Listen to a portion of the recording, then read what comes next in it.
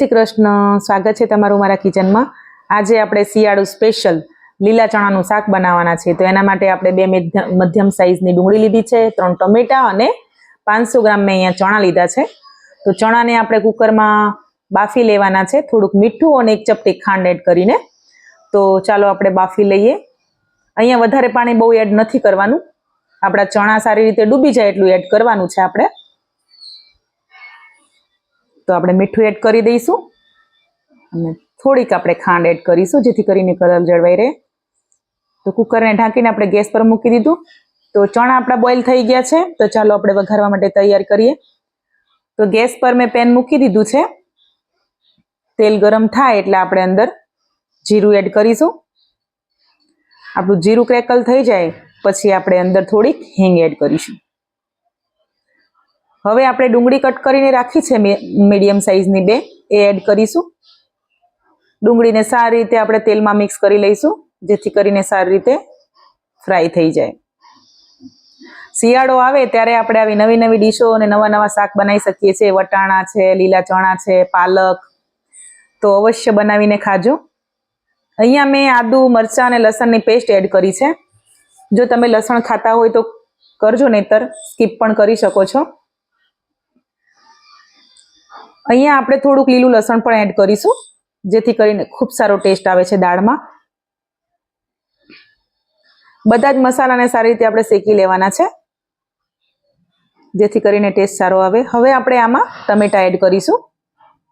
મેં અહીંયા 3 નંગ ટમેટા લીધા હતા, એ પણ એડ કરી દઈશું ને સારી રીતે મિક્સ કરી લઈશું। બધી જ વસ્તુને સારી રીતે શેકી લઈશું। હવે આપણે ટેસ્ટ પ્રમાણે થોડું મીઠું એડ કરી દઈશું અને સારી રીતે આપણે મિક્સ કરી લઈશું જેથી કરીને મીઠું એડ કરવાથી આપણા ટમેટા ઝડપથી પાકી જાય। તો 5-1 મિનિટ માટે આપણે આને ઢાંકીને મૂકી દઈશું। 5 મિનિટ થઈ ગઈ છે, ખોલીને ચેક કરીશું। તો તમે જોઈ શકો છો સરસ મજાના ટામેટા પાકી ગયા છે અને પોચા પણ પડી ગયા છે અને તેલ આપણું રિલીઝ થઈ ગયું છે। તો હવે અહીંયા આપણે આપણા ડ્રાય મસાલા એડ કરી લઈશું। ધાણા જીરું પાવડર 1 ચમચી એડ કરીશું, 1 ચમચી મરચું પાવડર એડ કરીશું, અડધી ચમચી હળદર પાવડર એડ કરીશું। થોડોક આપણે અહીંયા ગરમ મસાલો એડ કરવાના છીએ પણ અત્યારે નથી કરવાનો, એ આપણે પછી એડ કરીશું। બધા જ મસાલા આપણે એડ કરી દીધા છે અને સારી રીતે મિક્સ કરી લઈશું જેથી કરીને મસાલા આપણા તેલમાં સારી રીતે પાકી જાય। 5 મિનિટ માટે આપણે એને ઢાંકી દઈશું। ફરીથી ખોલીને ચેક કરીશું। 5 મિનિટ થઈ ગઈ છે, તો તમે જોઈ શકો છો આપણે જે મસાલા કર્યા હતા બધા સરસ રીતે પાકી ગયા છે અને એકદમ મસ્ત બનીને રેડી થઈ ગઈ છે આપણી ગ્રેવી। તો હવે આપણે આમાં જે ચણા આપણે બોઇલ કરીને રાખ્યા હતા એ એડ કરી દઈશું। પાણી સાથે જ એડ કરવાના છે, એનું પાણી નથી નીકાળવાનું।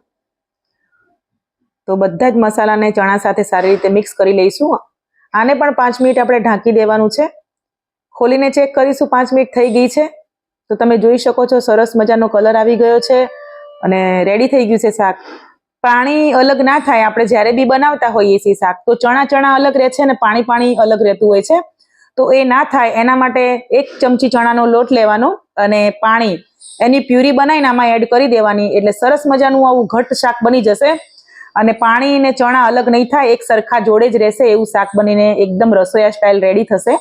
અહીંયા 1 ચમચી આપણે ગરમ મસાલો એડ કર્યો છે અને ઢાંકીને 5 મિનિટ પકાવવા દીધું છે। તમે જોઈ શકો છો શાક આપણું પાકી ગયું છે અને થોડાક આપણે અહીંયા ધાણા એડ કરી દઈશું। ગેસ આપણે બંધ કરી દીધો છે। મળીશું નેક્સ્ટ વિડીયોમાં। જય શ્રી કૃષ્ણ।